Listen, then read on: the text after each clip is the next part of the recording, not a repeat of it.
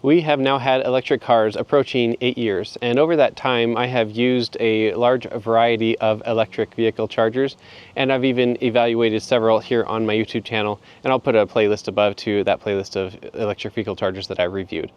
Now, in our case right now, we have two Teslas, two electric cars. So the Model Y is here in the garage, and then sometimes we have our Model S right here in the driveway. Sometimes the Model Y is in the driveway. It kind of depends on the circumstances of which vehicle's parked where. But because of that, we only have one charger in the garage. Now, obviously, we could try to expand additional plugs, but the amount that we drive, it's not necessary. One charger is perfectly fine. But my point is I don't want to be moving the cars around in the driveway, and so sometimes I want a longer cord. And so when EVDANCE reached out and offered for me to test out their package that is a electric vehicle charger plus an extension cord, I took them up on that offer. Now, in a past video, which I'll link here, I actually evaluated EVDANCE's about 22-foot long extension cord, and that has been a fantastic thing to have, and especially road trips we keep in our trunk, and being able to reach the cord into people's home to charge your car is very, very helpful on road trips. In this case, I had them send their 40-foot extension cord, so now we'll have even better range to be able to plug into various outlets on our trips, because that shorter cord combined with the mobile connector cord length of around 20 feet was just barely long enough, and in some situations wasn't long enough. So these are the boxes that I've received. You can see here, this is the EVDANCE level 2 portable electric charger, and this is a 25-foot cord on its own, and it can handle up to 40 amps. And then also this is the NEMA 1450 plug type. And this is the native plug for North American charging standard here.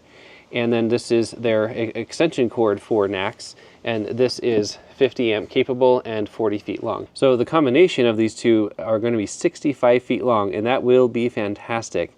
And so we're going to definitely be taking this on road trips. So I'm going to go ahead and get these unboxed, and I'll show you how they come in the box, and then we'll start using them and testing them out today. And there's some additional information for the charger here on the back of the box regarding, like, the display is a 2.4-inch display, for instance. It shows the real-time current being pulled through it.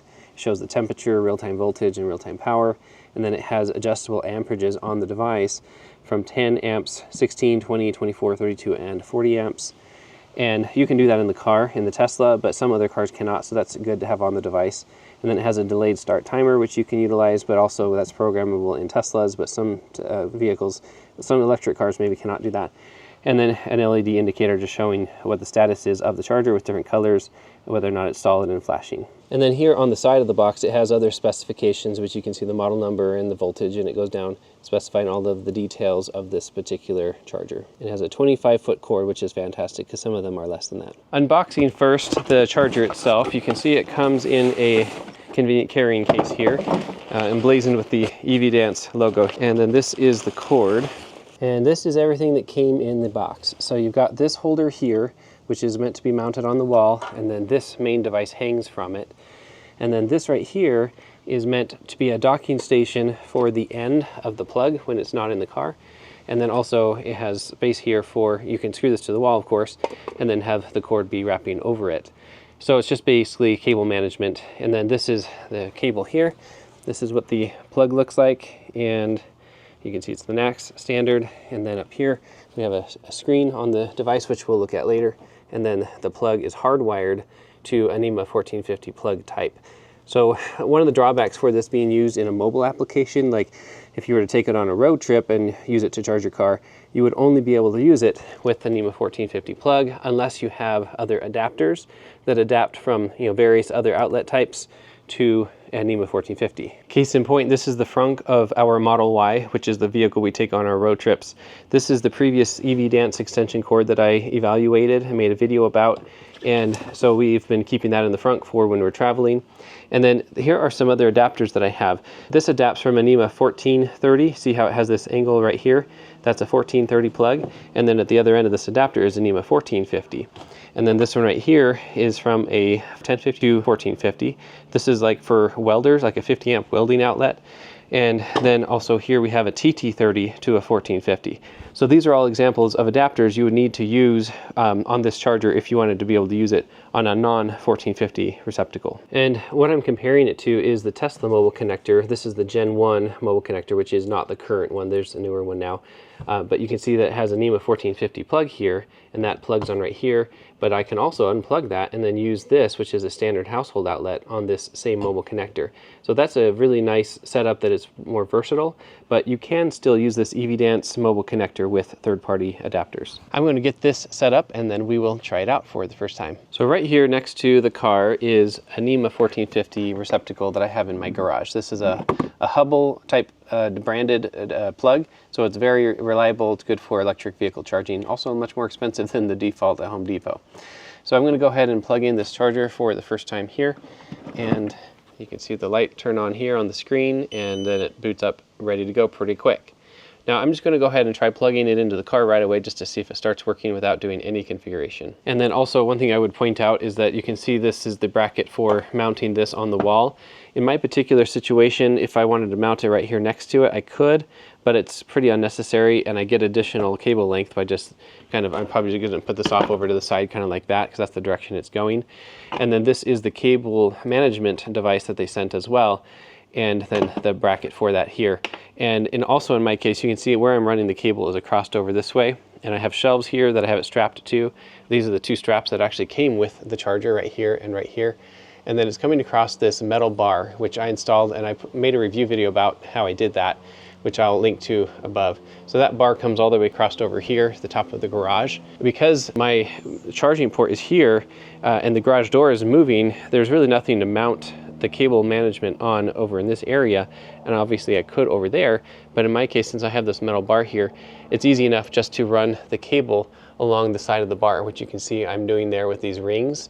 And then it gets to this last ring, it loops down a little bit, and then I have a bicycle hook here. So basically I can just lift this off there and then plug it into my car. And this is the method that I've been employing for many years now. So let's test this. If I push the button on the EVDANCE plug, it does work to open the charge port door, which is fantastic. And then I'm pushing that in and see if it starts charging. Yep, look at that, starting to charge. Here in my Model Y, you can see I am currently at 39%, and I have it set to 40 amps charge limit here, and over here we are just still climbing, but it's getting there up to the 40 amp limit that this EVDANCE charger is capable of. There we go. And so at this rate, it will be able to charge the car up to the 90% charge limit here from 39% in 4 hours and 15 minutes. So that's really fantastic. That's obviously an ideal charge speed. Most people actually don't even need that much. And a lot of times I actually turn down my amps just to a lower amount because we don't need to charge it at maximum speed at all times. As part of this review, I want to be reviewing this extension cord. So what I'm going to do is plug this in with the extension cord so that I can be charging with the EVDANCE charger plus extension cord for a little while, and then see how much heat buildup there may or may not be on these devices. So the same as the charger, the extension cord comes in a nice carrying case, which I quite like that. In our case, this extension cord is going to be living in the front of our Model Y, since that's our road trip car, and that's where this would be needed. And so here in the case, we've got the extension cord nicely wrapped up in plastic wrap. And so this is the 40-foot extension cord in its full glory. It comes with these nice Velcro straps to hold it together. And then it has a cap that it comes with for the receptacle here on the end. And then it has a locking mechanism to be able to hold it in place or unlock it so you can put in the plug. And then over here is the end of it. So this is for unplugging it, but I believe it does not open the charge port door. We're going to test that. I have plugged the extension cord into the mobile connector up there, and this might seem unnecessary, but this is awesome. This reaches all the way to the curb, and I could even get more length off of it. So we could definitely have a car plugged in here on the curb, like on the street in front of our house. And this extension cord comes all the way over here across our lawn. And then you can see this is where it's plugged into the charger. And then that is coming around this way and into our garage. And I still have it going up there and down and around. So if I wanted to, I could undo some of that and we could have it go all the way out to the street from our house. And so it'll definitely reach to charge any car that we want to park in our driveway here. But most importantly, I mentioned on road trips is where we especially like this, so that we can run it into someone's house and charge off their dryer outlet or something like that. Here are some other specifications here on the side for this extension cord. And most notably, you can see that there are two 8-gauge wires in it, one 10-gauge wire, and then two 20-gauge. So that'd be the communication wires here, And then the 8 gauge would be for the current carrying, and then the common would be over here, the 10 gauge. And it can handle these temperatures here, storage temperatures, and IP66 waterproof rating, and then it can handle up to 12 kilowatts. So you could be using this on a road trip at, say, a 12 kilowatt charger, and you'd be able to plug into it even though maybe it's iced and it has a gas car in the way, and you could potentially plug it in and be many parking spots away from the charger, which is fantastic. And this is the end of the charger here. This is the beginning of the extension cord. So I wanted to just talk about this locking mechanism. You can see it says open right there. So if I pull on this, that's where it's locked. And then if you pull down, you can see lock, that's where it's unlocked. And it's very firm. And then when you lock it, it's very firmly in there. So it's not going to come out on accident or get loose, which would be bad because that causes arcing and thus heat buildup and melting. So just note that it says open. So open is the action you want to do to open it. That's not its status. Now what I'm going to do is coil this cord up, and then we'll just charge the car for a while plugged into both the charger and this extension cord, so we can see how much heat buildup there is. This cord is very supple, and it's not anywhere near as thick as some extension cords that I've used in the past. They're like 50 amp extension cords for RVs, for instance. This was very nice. I like the feel of it. It's very, very easy to work with. As a point of reference, this right here is the end of a 50 amp extension cord. This is the cross section of it right here. This is meant for RVs, but I use it all the time. Right now I have it plugged into my RV over here, and I use that to send electricity to the cars when they're in the garage. In any case, you can see here how thick that is compared to the EVDANCE extension cord. So very different. Like they both are capable of 50 amps, but one is not like the other. Now, if you look over here, this is the mobile connector from Tesla. This is a Gen 1 mobile connector from Tesla. And you can see that the cord is virtually identical. And I really like the mobile connector cord on Teslas. So I really like this EVDANCE cord. It's wonderfully thin and supple. So now this is the extension cord plugged into the charger, and like I said, we're going to test to see if this opens the charge port door, because I don't think it will. It is not opening the charge port door, which is what I expected, but I can always just press on this.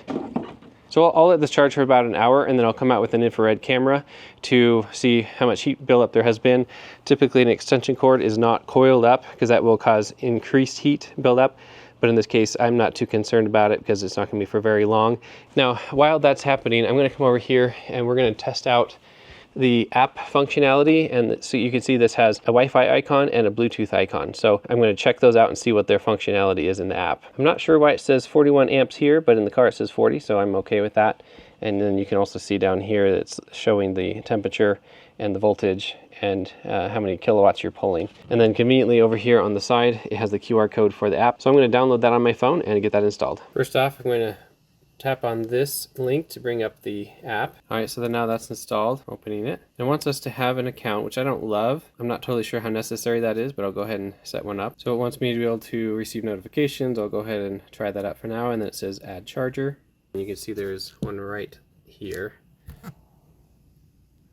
Now it's asking for the PIN code, and if you wonder where that is, it's over here in the manual that was in the box, and you can see it says PIN code right there. So I'm going to go ahead and type that in, and we'll continue on the setup. So now it's saying connect Bluetooth, so I'm going to go ahead and say do that, say allow, then you connect it to your Wi-Fi. So now the Wi-Fi is configured, so it basically connects to Bluetooth first, and then uses that to connect the Wi-Fi network settings through the phone.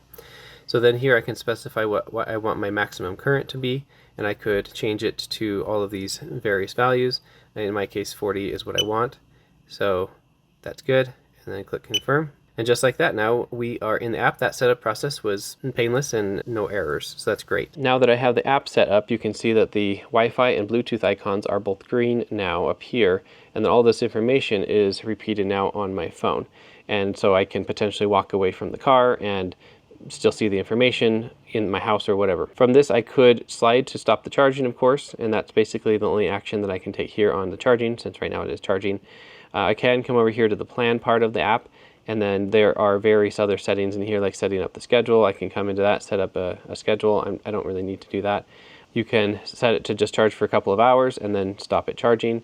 And you can delay the start here, and then target quantity. So you can say, I want to charge in specific number of kilowatt hours, and you can specify that. and then it will stop once it has reached that. That's an interesting setting. I haven't seen that before. And then over here is the account screen where you can specify the details of your account. Up here, I like the looks of this. You can see your charging record. So here it has a 2025, and so that you can see the dates. You can say done, and then it'll show you your charging record, which for me right now, there is no charging record because it's charging right now for the first time. And then also I can switch over here to statistics, and I can see my total energy consumed over the last weeks, months, years, and the energy and the cost. So that's stuff that I really like to see in a electric vehicle charger, because I like data like that. And then down here we can go into the settings, and we can specify our language, the currency unit, which in my case is dollars, and then your account security, etc. And then about just shows you details about the app and checks for software updates and that sort of thing. So the app is pretty simple and straightforward, but that's okay. We don't need a lot of complexity in here. And it has the basics, which I think is great. And it is a clean interface that's really intuitive and easy to see what you're doing and what actions you can take to make it work. And then lastly, up here at the top, I can tap on the name of my charger, and I can add an additional one here if I happen to have more than one. And then in the top right corner is this gear icon, which I can go into and see the basic settings of the charger.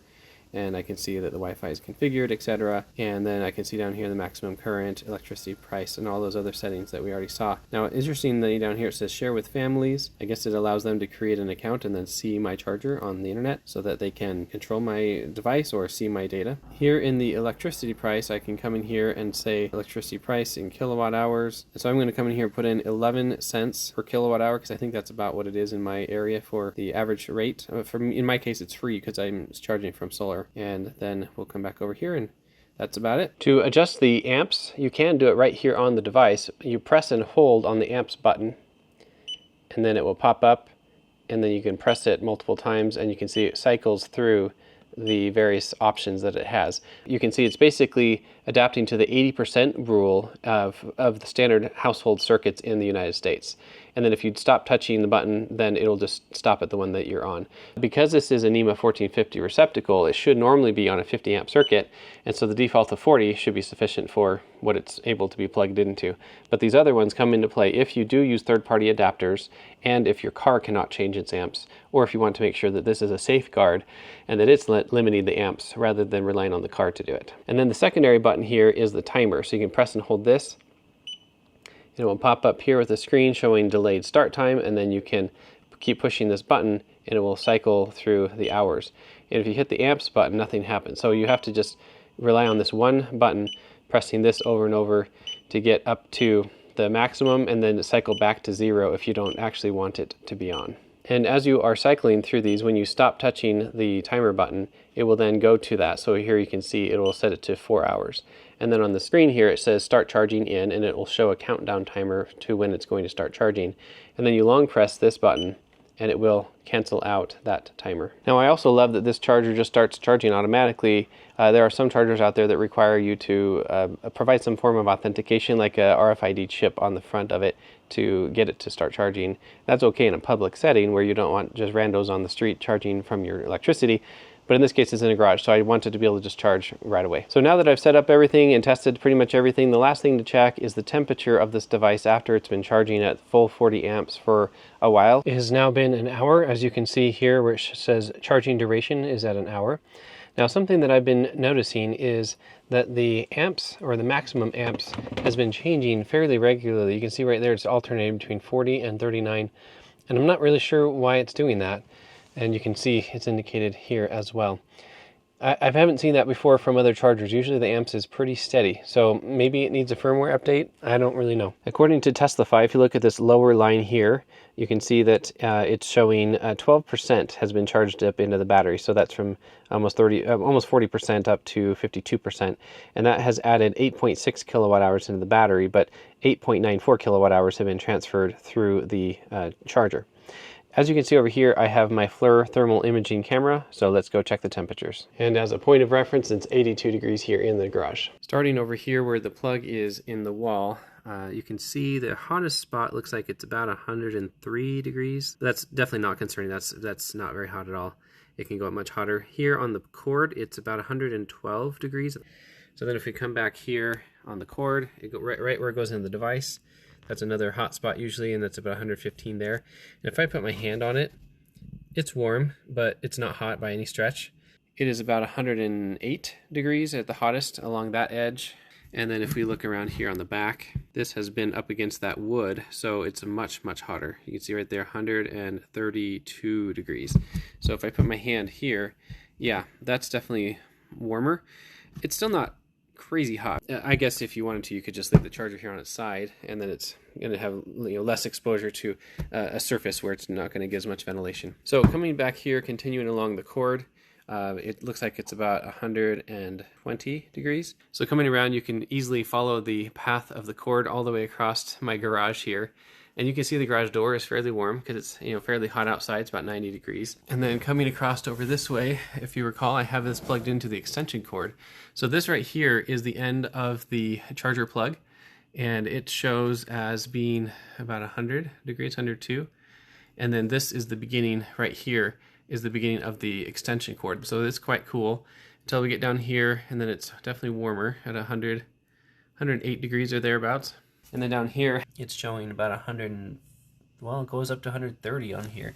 If I put my hand in here, it's just a coil of warm wires. And normally this wouldn't be coiled up. Best practice is to not have your wires coiled up and have them spread out. Usually the length is needed, so it's spread out. So this is definitely warm, and I wouldn't recommend leaving them coiled. I was kind of curious to see how they would fare, and you can see that it's about 125, 130 degrees, according to the FLIR camera. And then coming up here, we are looking now at the end of the extension cord going into the actual car, and here it looks like it's about 106 degrees. So overall, I think that the temperature is totally fine. Now, one last thing to review would be the user manuals. These are actually pretty good. I've been happy with these. You can see this one's for the charger specifically, and it has all of the specifications here and product overview of what comes with it. And then you can see that it's talking about how the button works to open the charge port door, and how to adjust the settings, etc. So overall, this is a perfectly fine, quick, brief user manual that gets to the point, and I like that. This right here is the app guide for the EVDANCE app on your phone, and so then it has the details in here about how to install the app and get set up and how to use it. So I haven't found any problems with English translations or anything like that. It's a well-written manual, unlike some that I've seen. This is the manual for the extension cable, and so it's even briefer than the other one, with pretty much just these 2 pages, but it just talks about its functionality, and here's the specifications there for this extension cord. In summary, I'm quite happy with the performance of this charger. I like how compact and small it is, even though in my case I'm probably just going to leave it at home mostly. If you were to take this on the road, or if you wanted to have a charger that can be taken on the road or be left at home, this is a perfectly fine solution for that. Keeping in mind though that you would have to use third-party adapters because it doesn't have its own adapters to adapt to other outlet types. But since there are other adapter options, this would work fine. The way I think of it is you need a charger that can go up to the maximum that you'll run into in the wild, which in this case is a 50 amp circuit. If you go to a campground, they have a NEMA 1450, which is a 50 amp circuit, and so you can charge off of those at 40 amps. And then from there, you can stair step down to lower and lower amperage circuits, even down to 120 volts, but you would just need to supply your own adapter in order to use this charger for that use case. I like that it's 25 feet long. That type of cord is good so that you can have it plugged in on the side of your garage like I have here, but that it'll still reach to the other side of the garage to where the charge port is, instead of having to back your car in or something like that. Now, if you combine this with their package deal of getting the extension cord, whether it's a 21-foot extension cord or a 40-foot extension cord, then you can reach anywhere in a garage, and even outside of the garage, and in our case, it reaches all the way out to the street, which is pretty awesome. I like the menu options on the screen. I like the information that it supplies with the voltage and the amperage and the amount of kilowatt hours that it has transfer, the current charge rate. I like all of that being on the device. That's nice, because a lot don't have that. And then I also like the suppleness of the cord. It's very easy to coil, it's not terribly thick and hard to hold. I like how they include the drywall anchor screws here, and they include enough for both of the devices, this and the other bracket for holding the base. And also I like their cable management design here. This looks pretty nice, and then if we had, say for instance, if we had a wall here and we weren't going to be just hanging our handle from this hook here, this would be a perfectly great solution to do just that. I have no concerns recommending this charger to my audience, and so if you're interested in picking up one of these for 20% off, I will include a referral link below in the description that will give you just that. With that, thanks for watching, and I will see you in the next video.